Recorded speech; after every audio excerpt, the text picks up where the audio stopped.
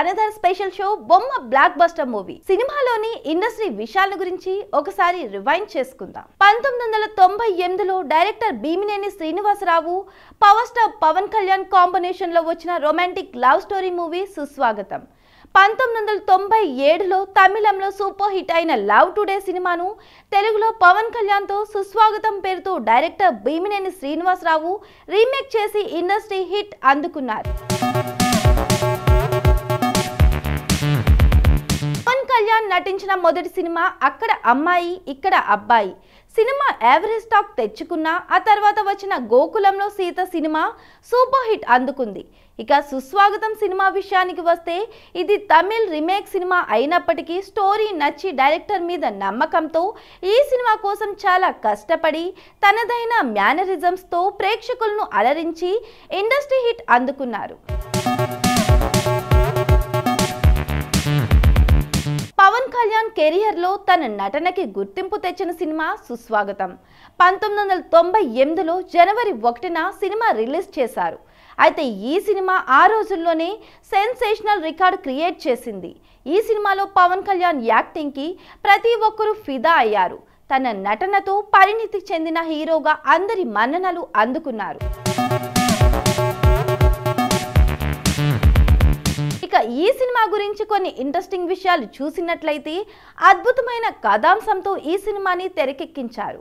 ప్రేమ పేరుతో పిచ్చోడి మాదిరిగా తిరిగే ప్రతి వ్యక్తికి ఈ సినిమా ఒక జీవిత సత్యం నేర్పిస్తుంది.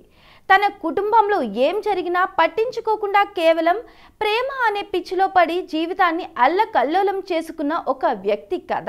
ఈ సినిమాలో పవన్ కళ్యాణ్ యాక్టింగ్ తో పాటు రఘువరన్ యాక్టింగ్ అద్భుతంగా ఉంటుంది.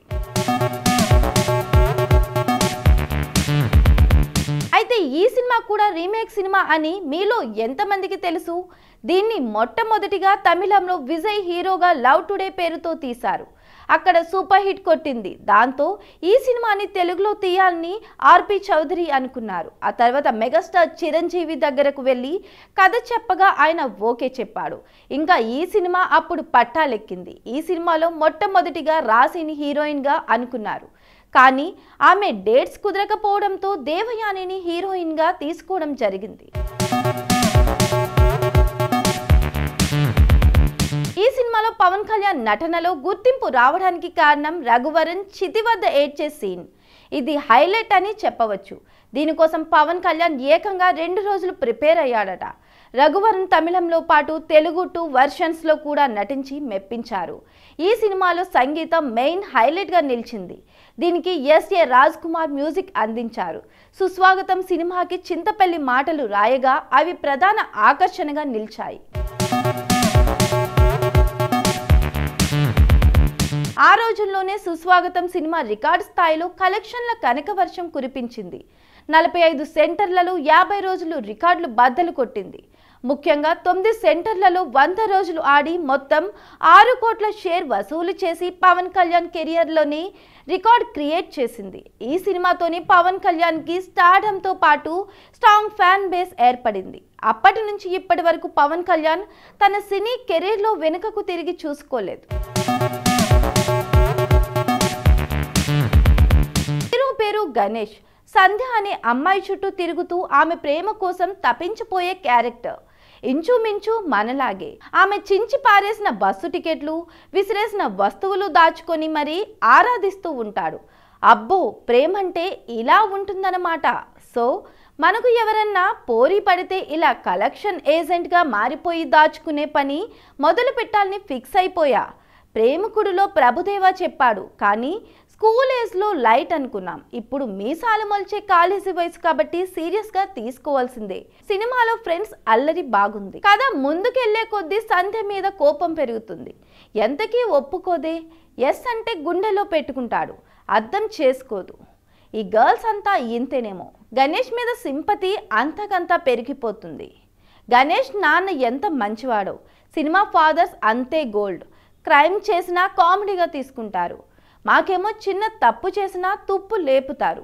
సినిమా అంతా ఒక ఫ్లోలో అలా వెళ్ళిపోతుంది.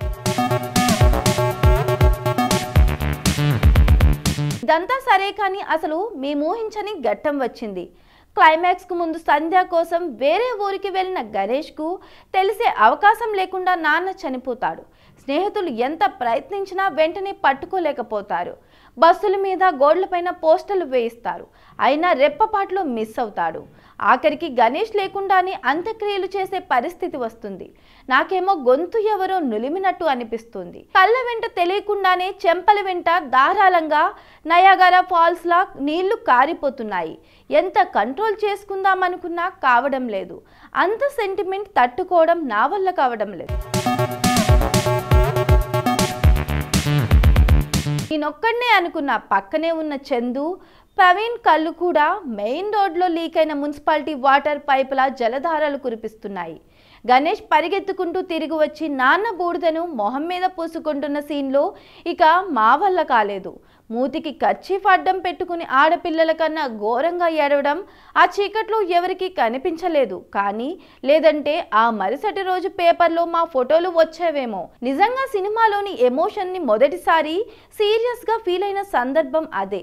ఆ తర్వాత సంధ్యని సముద్రం ఒడ్డున నిలబెట్టి గణేష్ చెప్పే డైలాగ్స్కి కన్నీళ్లు ఇంకిపోయి కొత్త జోష్ వచ్చేసింది.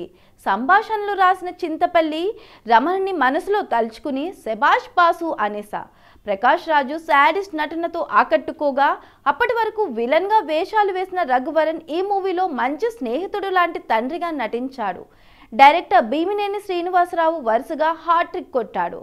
ప్రస్తుతం టాలీవుడ్ ఇండస్ట్రీలో ఉన్న స్టార్ హీరోల్లో ఒకరైన పవన్ కళ్యాణ్ కు ప్రేక్షకుల్లో భారీ స్థాయిలో క్రేజ్ ఉందనే సంగతి తెలిసిందే. ఎలాంటి పాత్రల్లోనైనా అద్భుతంగా నటించి మెప్పించే ప్రతిభ పవన్ కళ్యాణ్ సొంతమని చెప్పవచ్చు. అయితే పవన్ ఒక సందర్భంలో సుస్వాగతం మూవీలో ఒక సీన్ చేయడానికి సిగ్గుపడ్డానని, మొహమాట పడ్డానని, ఆ సీన్ వల్ల సినిమాలకే దూరం కావాలని అనుకున్నానని పవన్ తెలిపారు. పవన్ కళ్యాణ్ కెరీర్ స్టార్టింగ్ లో సుస్వాగతం అనే సినిమాలో నటించిన సంగతి తెలిసిందే.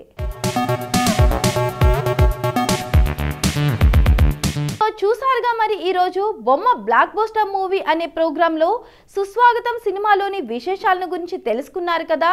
మరొక ఎపిసోడ్ లో మళ్ళీ కలుద్దాం. Until then bye.